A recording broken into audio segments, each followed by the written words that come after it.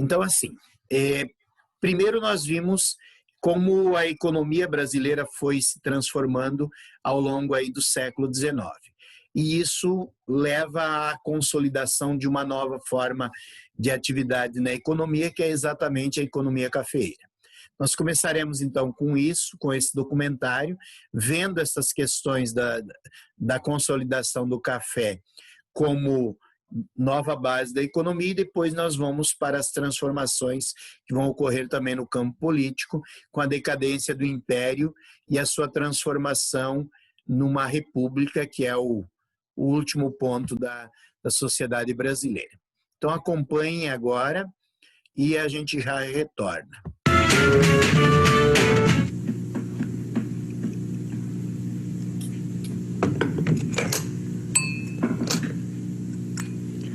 Imagine que nós estamos em pleno século XIX. O liberalismo triunfa em toda a Europa Ocidental. Inglaterra e França disputam novos mercados, os Estados Unidos descobrem ouro na Califórnia e sua economia triunfa cada vez mais. Quanta riqueza, hein? Pois é, estamos em pleno século XIX, em plena conquista do mundo pelos burgueses. E o Brasil? Como é que o Brasil fica nessa história? Isso é o que a gente vai investigar nesta teleaula de História do Brasil. Você vai ver como foi que o nosso país também descobriu o progresso econômico no século XIX.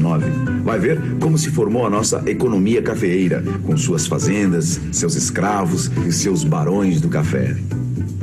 Olha, nossa teleaula está começando agora e ela tem um aroma muito gostoso. Este pequeno mundo que você está vendo aqui era uma antiga fazenda de café, que ficava no antigo caminho entre São Paulo e Rio de Janeiro, no Vale do Paraíba. Um pequeno mundo que custava uma grande fortuna, de terras, capitais, mão de obra e transportes. O caminho da produção de café em larga escala no Brasil começa no Rio de Janeiro, no início do século XIX. O café encontrou condições tão boas que subiu a serra e entrou pelo Vale do Paraíba adentro. De lá, ele foi seguindo pelo interior de São Paulo e Minas Gerais. A conquista de tantos territórios pelas fazendas de café não foi pacífica. Na zona rural fluminense, por exemplo, a luta pela posse de terra foi grande. E a grande maioria desses conflitos pelos limites e títulos de propriedade foi resolvida assim mesmo, ó, a bala. Depois de resolvida a questão da posse pela força, as terras eram legalizadas. Como o mesmo problema se repetia em várias regiões, o governo imperial regulamentou as terras disponíveis através da Lei de Terras em 1850. Foi assim que os grandes fazendeiros da época se tornaram os chamados barões do café. Olha, Vicente, esses aqui são os barões do café, tá aqui, ó. Agora me diz uma coisa, os barões do café eram os verdadeiros pilares políticos do Brasil imperial, não é mesmo? Ah, sem dúvida. Tanto é que uma boa parte da riqueza do país passava pela mão deles. Ó, pra você ver, logo que eles garantiam a propriedade da terra, começavam a investir pesado na produção do café, obviamente para ter mais lucro. E como eles tinham cada vez mais lucro, o que eles faziam? Compravam mais escravos, mais máquinas para poder cada vez mais plantar, colher e vender mais café. Ô, Vicente, então esses barões aqui gastavam uma grana preta? Peraí. Grana preta não, né, Gil? A expressão certa é dizer que eles investiam uma grande soma de capitais nas fazendas de café. Aí fica melhor. Mas peraí, da onde vem essa grande soma de capitais que eles investiam? Isso aí vem da transferência de outras culturas, como cana-de-açúcar, por exemplo, ou das atividades comerciais, que estavam tendo um grande impulso aqui com a vinda da família real. Ah, mas peraí, eu não estou entendendo direito, sabe, Vicente? Para entender de onde vieram os primeiros investimentos na cultura cafeeira, é preciso voltar ao ano de 1808, quando a família real portuguesa veio para o Brasil. Isso fez entrar muito dinheiro no país. O comércio cresceu bastante, portanto havia capital para investir. E, além disso, o próprio rei Dom João VI distribuía sementes para incentivar os grandes proprietários de terra a plantar. Quer dizer, esses investimentos foram um empurrão inicial que a economia cafeeira precisava para decolar no Brasil. Mas, além da força da família real, da força do capital e da força das armas dos fazendeiros, a produção de café tinha uma força de trabalho fundamental para o seu crescimento: a mão de obra escrava. Esta aqui era a senzala desta fazenda. Como você sabe, A mão de obra escrava comeu o pão que o diabo amassou nas fazendas de café do Vale do Paraíba.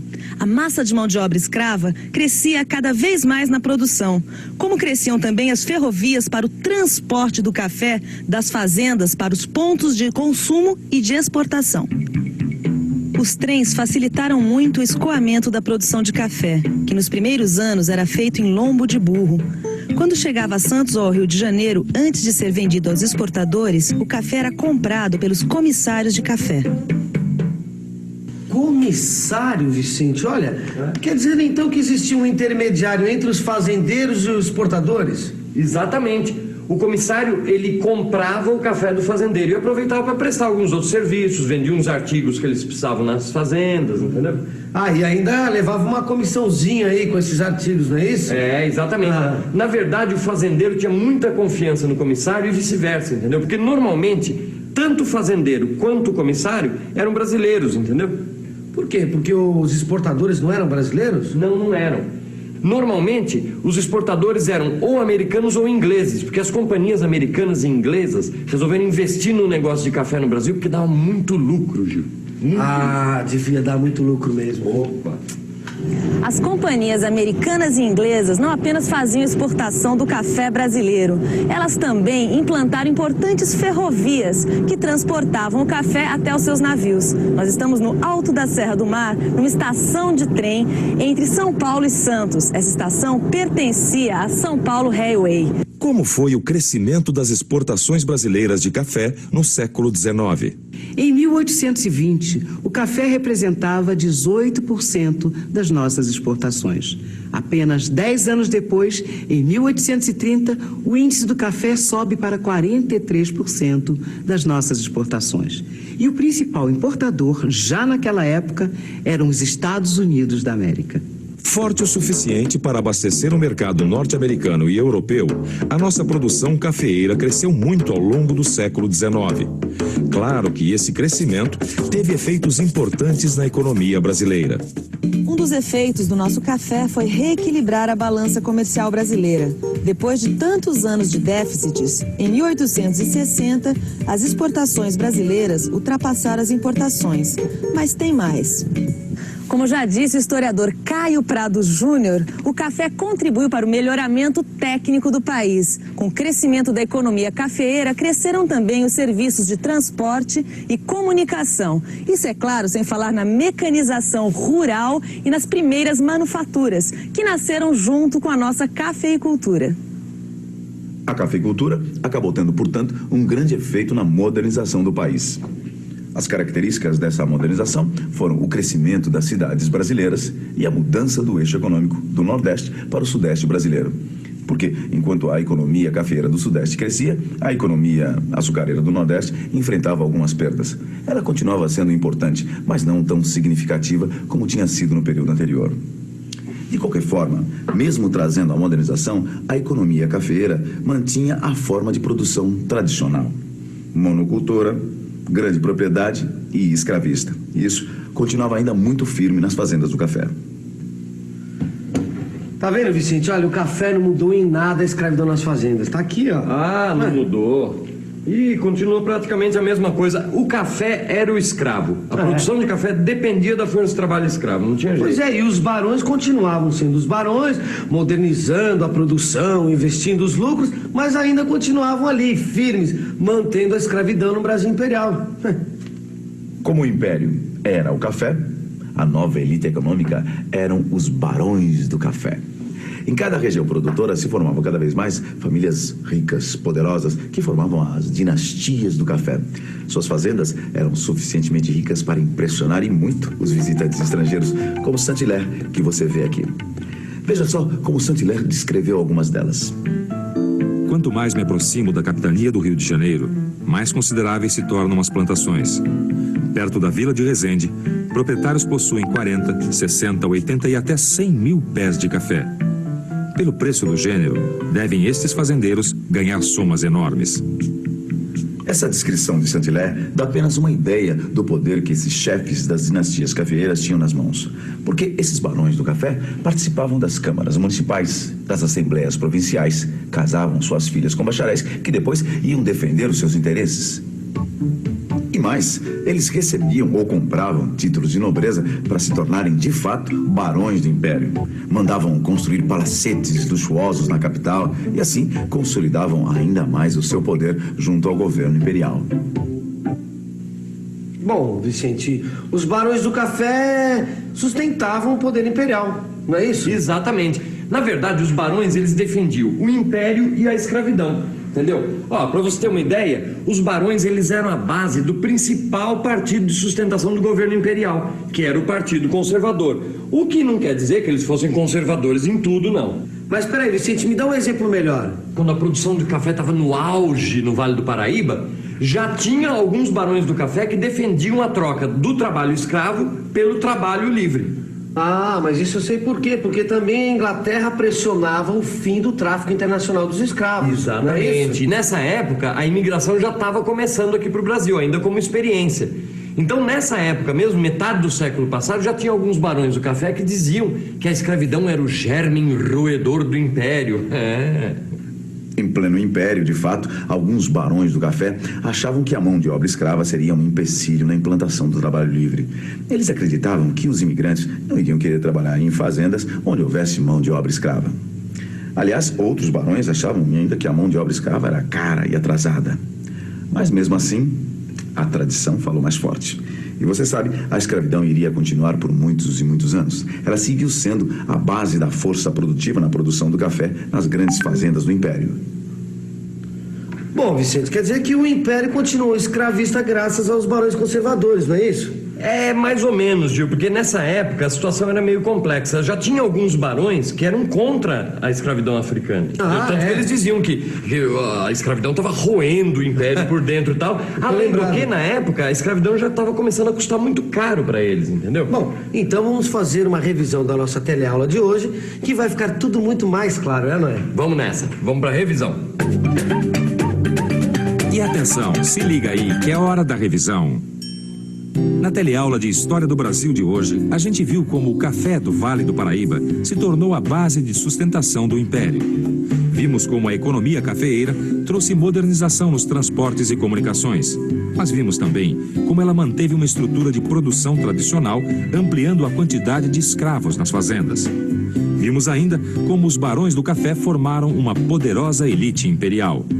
E vimos que a ideia de implantar o trabalho livre nas fazendas já estava nos planos de alguns barões do café, que eram contra a escravidão. Na próxima teleaula você vai ver como começou o fim da escravidão. E vamos ver também como os ingleses pressionaram pelo fim do tráfico de escravos.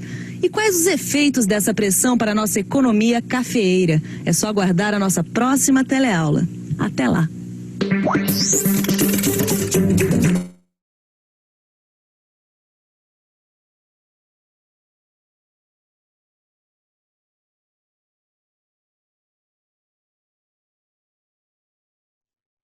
Muito bem, pessoal.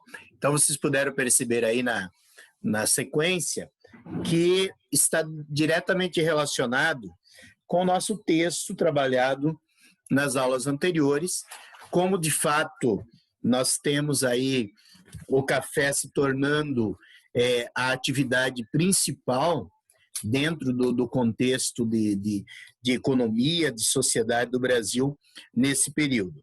E, a partir disso, também, como outras características da sociedade brasileira vão aparecer nesse período. A questão relacionada principalmente aí ao investimento nas ferrovias, ao início de uma modernização maior nos centros urbanos brasileiros e a consolidação daquela migração do centro econômico do Brasil, do Nordeste para o Sudeste, que já tinha começado a se tornar mais efetivo no século XVIII, com a mineração, e que agora vai se consolidar de vez com esse processo de organização da atividade cafeeira como a base da economia do Brasil. Eu vou fazer a chamada e a gente já prossegue com a segunda parte, que é exatamente essa transformação relacionada com a imigração e com o fim do trabalho escravo. A Amanda está aí. Caroline também, Gabriel Rocha também, Gabriel Berno também, João Pedro também, Lara também, Larissa não está novamente. A Laura, cadê a Laura? Eu vi que ela entrou, mas ela sumiu, né? Então vamos esperar ela voltar. A Letícia está aí. Maria Júlia tinha um compromisso. Maria Vitória está aí. A Mariana, não está. Ah, tá sim. O que é isso? Está na minha frente. A Laura acabou a luz na casa dela, por isso que talvez ela tá caindo. Ah, tá, entendi. Então, beleza. Mariana está aí. Mariana, você não estava na primeira aula, né? Não, na primeira não. Ok. O Pedro, cadê o Pedro? Está aí. Tá aí, não tá, né, Pedro? Tá escondido? Temos que resolver esse seu problema aí. O Rafael tá por aí. Ok. Então, tá bonito seu teto, Rafael. Tá interessante. A Stephanie tá com problema de câmera, mas já me avisou. Tarsila, você também ficou dormindo na primeira aula, né? Tava frio. E o Tauan tá aí também. Também é outro que está escondido, né, Tauan? Ah, não, tá aí. Não, eu tô vendo uma janela, um armário. Vocês são muito tímidos, né? Que é isso. Então, pessoal, espero que tenha ficado assim mais claro para vocês com essa primeira parte do vídeo. A intenção é realmente a gente aprofundar, a gente compreender um pouquinho melhor todo esse processo aí de organização da sociedade brasileira na época. Porque nós estamos vendo exatamente um momento de transição entre o Império e a República. Então, por isso que eu estou trabalhando, aprofundando um pouquinho com o documentário, ok? Então, vamos a essa segunda parte e aí a gente fecha a nossa discussão de hoje, tentando compreender todo esse processo aí de mudanças que ocorreram no final do Império. Então, vamos para a segunda parte e eu já volto para conversar com vocês.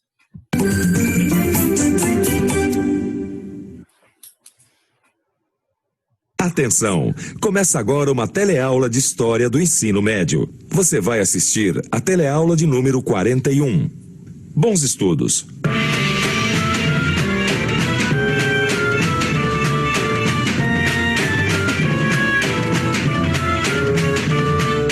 Você certamente já ouviu falar na Lei Áurea, aquela que termina com a escravidão no Brasil. Mas talvez você nunca ouviu falar numa outra lei bem anterior, a Lei Eusébio de Queiroz, pois foi com ela que começou o fim da escravidão no nosso país. A Lei Eusébio de Queiroz proibiu o tráfico de escravos para o Brasil bem na metade do século XIX. Foi com o cumprimento fiel dessa lei que o Império preparou a substituição da escravatura pelo trabalho livre, como que a gente vai ver na nossa teleaula de hoje. Você vai conhecer a Lei Eusébio de Queiroz, o contexto político da época e os efeitos da proibição do tráfico de escravos para o país. E vai ver também como o Império se prepara para a substituição do trabalho escravo pelo trabalho livre. Você está pronto para entrar na história? Então, embarque com a gente.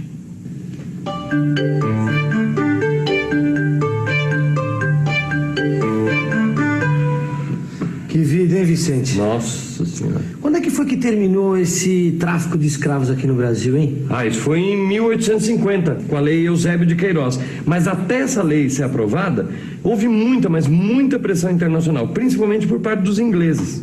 Dos ingleses?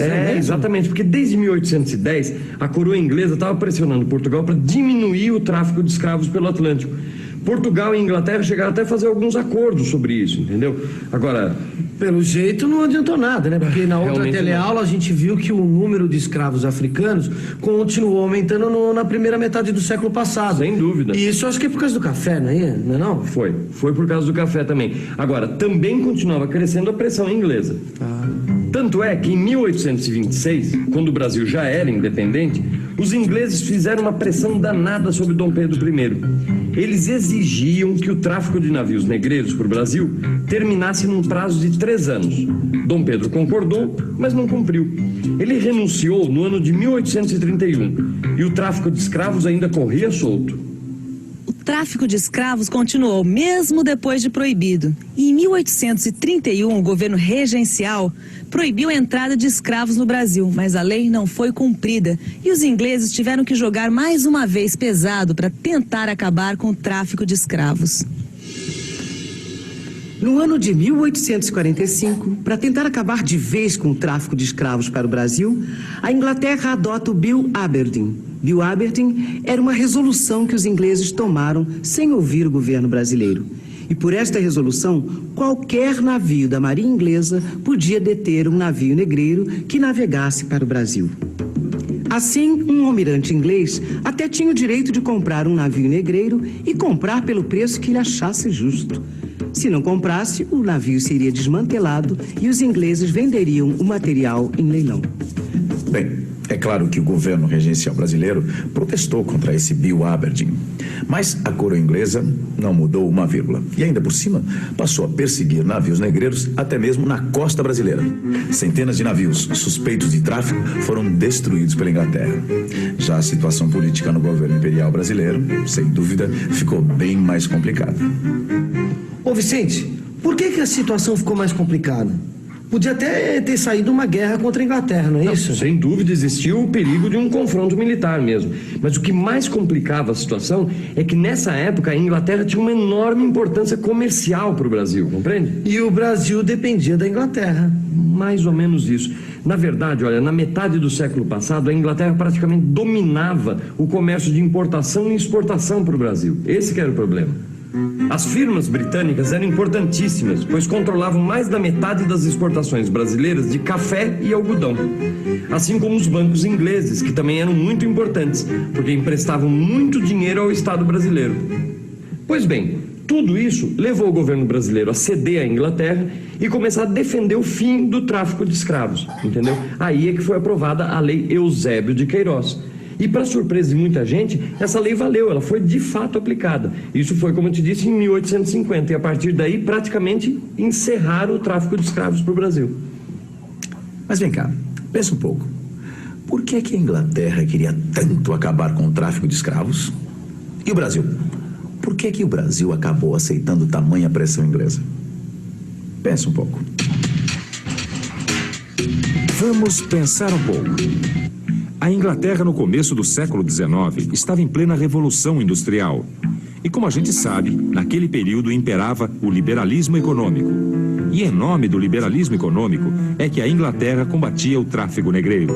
O tráfico negreiro ia contra os princípios do livre comércio e do trabalho livre. E, além do mais, alguns pesquisadores acreditam que o trabalho escravo aumentava o custo dos produtos coloniais ingleses. Por tudo isso, é que os ingleses combatiam tanto o tráfico de escravos no Brasil. E o Brasil, como agia sob a pressão inglesa? Bom, o governo imperial conhecia a superioridade econômica e militar da Inglaterra, mas internamente tinha que suportar uma série de pressões dos grupos que ainda defendiam a escravidão e o tráfico de escravos. Porque, no fundo, todo mundo sabia que assim que terminasse o tráfico de escravos, a escravidão também não duraria muito mais tempo. Portanto, o governo teve que agir com muita habilidade. Ele teve que chamar a atenção do Congresso para a gravidade da situação com a Inglaterra, para poder aprovar o fim do tráfico negreiro. Com isso, o governo acabou tomando a iniciativa da proibição como um gesto de soberania e mostrou que o Brasil mantinha uma posição própria, independente da pressão inglesa, embora estivesse tendo que ceder a ela. Ah, quer dizer que o Brasil teve que ceder, então, à pressão inglesa para evitar um confronto, né, Vicente? Mas nessa época, o governo imperial dizia que tinha tomado a decisão de acabar com o tráfico independente da pressão, independente da política do canhão da Inglaterra, como se dizia na época. Olha, mas que a Inglaterra influiu, né, Vicente? Ah, sem dúvida. Agora, nessa época, mais ou menos metade do século XIX, estavam começando a acontecer as primeiras revoltas dos escravos, entendeu? Então, além da pressão da Inglaterra, da pressão dos liberais brasileiros, estava também começando a pressão dos próprios escravos. Mas também não é para menos, hein, Vicente? O navio negreiro era um grande pesadelo, hein? Era um sonho dantesco. O tombadilho que das luzernas a vermelho brilho, em sangue a se banhar. tinir de ferros, estalar de açoite, legiões de homens negros como a noite, horrendos a dançar. O governo teve que assumir o fim do tráfico de escravos e enfrentar as consequências. Mas olha, o fim do tráfico não chegou a ser o fim do mundo para a economia do Brasil Império, porque a escravidão continuava firme com os escravos que ainda trabalhavam aqui, e não eram poucos. O que aconteceu foi um aumento do tráfico interno de escravos. Como a economia nordestina andava em crise, aumenta a venda dos escravos das fazendas de cana-de-açúcar do Nordeste para as fazendas de café do Sudeste brasileiro. O café continuava firme, a escravidão também continuava, só que não tão firme quanto antes. O governo sabia que mais cedo ou mais tarde a escravidão iria terminar. Por isso foi tomando algumas providências para a chegada do trabalho livre nas plantações do café. Uma dessas providências foi a aprovação da Lei de Terras. Você conhece? Ô Vicente, você já ouviu falar na Lei de Terras do tempo do Império? Já. A Lei de Terras, ela foi escrita para aumentar o preço das terras públicas, só para isso. Mas peraí, pra que isso? Para quê? Para quando terminasse a escravidão e começasse o trabalho livre, os empregados não pudessem pedir as contas e comprar sua própria roça. Para isso que serviu. Ah, então era também para obrigar o trabalhador a continuar trabalhando nas fazendas. Exatamente. Mas peraí, olha, mal tinha começado o trabalho livre nas fazendas naquela época e o Brasil ainda estava na escravidão. Como é que é isso? Sim, mas já estava preparando o terreno para a época de trabalho livre. Quer ver, ó? Nesse livro aqui dá para ver. Deixa eu achar. Aqui, ó. A Lei de Terras determinava que as terras fossem vendidas, presta atenção, por um preço suficientemente elevado para afastar poceiros e imigrantes pobres. Estrangeiros que tivessem passagens financiadas para vir ao Brasil ficavam proibidos de adquirir terras. O imigrante, então, é obrigado a ficar trabalhando nas grandes fazendas. Com essa lei, talvez fosse a única maneira dele sobreviver mesmo. Bom, ainda bem que o governo naquela época pensava em acabar com a escravidão, né? Eu tava pensando nisso, mas não tava com muita pressa não, sabe? O governo, na verdade, não tinha a menor pressa em terminar com a escravidão nas fazendas. O que ele estava preocupado era em fazer uma transição lenta e segura do trabalho escravo do presente para o trabalho livre do futuro. O Brasil era um país predominantemente agrário, mas já tinha uma vida urbana, moderna, liberal e capitalista, que era incompatível com a existência da escravidão. Um dos próximos passos do governo rumo ao fim da escravidão foi a famosa Lei do Ventre Livre, de 1871. A pressão da sociedade pelo fim da escravidão estava aumentando. Quando termina a Guerra do Paraguai, surgem vários clubes e associações em defesa da abolição da escravatura. E para não perder o bonde da história, o governo imperial se antecipa e propõe esta lei do ventre livre, tornando livres os filhos de escravos nascidos no Brasil a partir daquele momento. Naquele momento, a proposta do governo previa que o escravo ficaria em poder do proprietário até os 8 anos de idade. Dali por diante, ele seria entregue ao Estado, que pagaria uma indenização ao proprietário. Agora, se o proprietário quisesse, poderia ficar com o escravo até os 21 anos de idade, quando entregaria ao Estado, porém, sem nenhuma indenização.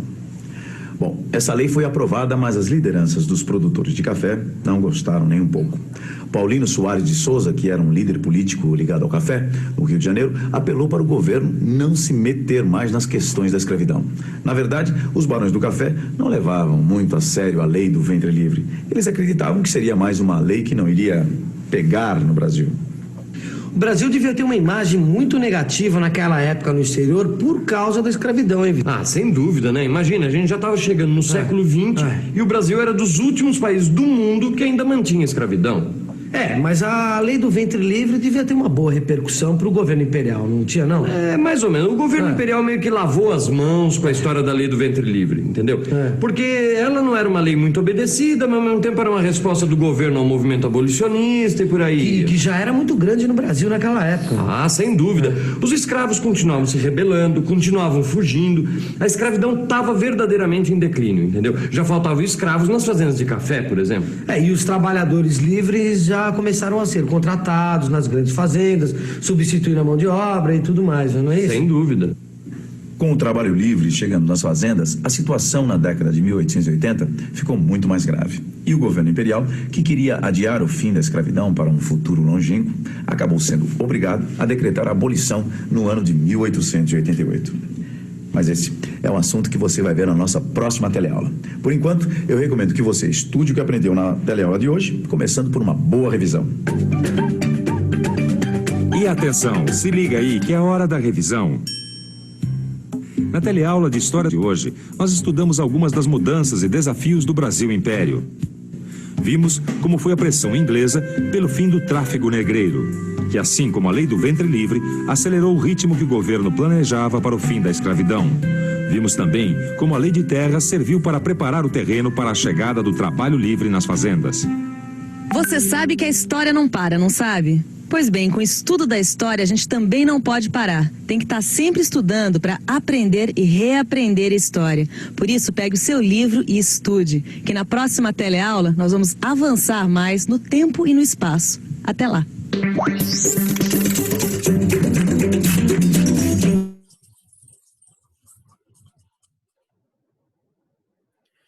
Muito bem, pessoal. Ficou mais claro? Acredito que com o que a gente acabou de ver aí, ficou mais fácil de entender, principalmente essa questão relacionada ao movimento abolicionista. Vejo que ele não fez referência aí à questão da lei dos sexagenários, que a gente tinha trabalhado antes, né? Mas analisou principalmente esses aspectos relacionados aí, principalmente a esses movimentos que começam a surgir. O texto de vocês ele está muito resumido nessa questão do abolicionismo, ele não entra muito nessa questão dos movimentos que foram fundamentais nesse período. Mas faz referência a algumas organizações, principalmente de grupos de apoio, né? As comunidades de escravos, em alguns lugares no Rio de Janeiro teve um movimento conhecido como Caifazes, que eram grupos que organizavam fugas coletivas de escravos, formavam quilombos em regiões de difícil acesso, exatamente para garantir um pouquinho mais essa segurança dos escravos fugitivos. Então, aos poucos, realmente a questão abolicionista ela foi ganhando terreno dentro da sociedade brasileira e forçou o governo imperial a tomar uma posição, que, como nós já vimos na nossa primeira aula de hoje, não foi a solução ideal, no sentido de que se esperava uma inclusão desse escravo na sociedade, e ele foi totalmente relegado a um segundo plano. Mas já foi uma mudança que, como o próprio texto do vídeo trabalha, ela tem uma importância muito grande a posição inglesa. E aí é interessante também a gente analisar o que é essa posição inglesa, que num primeiro momento dá aquela impressão que é o governo da Inglaterra que está fazendo pressão. E aí entra um outro aspecto que é muito interessante você perceber lá na Europa. Lembre-se que entre 1830 e 1848, a Europa viveu vários movimentos revolucionários. A gente teve a oportunidade de estudar essas revoluções. E no caso da Inglaterra, a maior parte das pressões contra a escravidão, ela não é feita pelo governo inglês ou pelos grandes comerciantes ingleses. Na verdade, são movimentos de trabalhadores ingleses que vão começar a pressionar tanto empresas quanto o próprio governo, no sentido de cortar as suas relações com os países que ainda mantinham a escravidão como uma prática comum. Então, isso também faz parte desse contexto, entender que não é apenas uma ação de governo ou uma ação de companhias de comércio, mas é principalmente pressão do movimento operário inglês, eu mostro isso para vocês na nossa aula de segunda-feira, só para ficar bem consolidada essa questão, mas é uma mobilização dessas categorias que estão se consolidando como categorias organizadas. Vocês lembram que essa primeira metade do século XIX ela é marcante na Europa, com o anarquismo, com o socialismo utópico, lá em 1848, com o surgimento do socialismo científico, e até mesmo a chamada doutrina social da Igreja Católica, que também começa a se manifestar nesse período, e todos esses movimentos eles vão pressionar o governo inglês, e o governo inglês, então, toma essas medidas que acabam sendo marcantes. Vamos lembrar também que nessa primeira metade do século XIX, Brasil e Inglaterra têm relações muito tensas no campo diplomático, com a questão Christie, que só vai ser resolvida lá no início da Guerra do Paraguai. Então, isso também aparece aí no contexto brasileiro. Ok?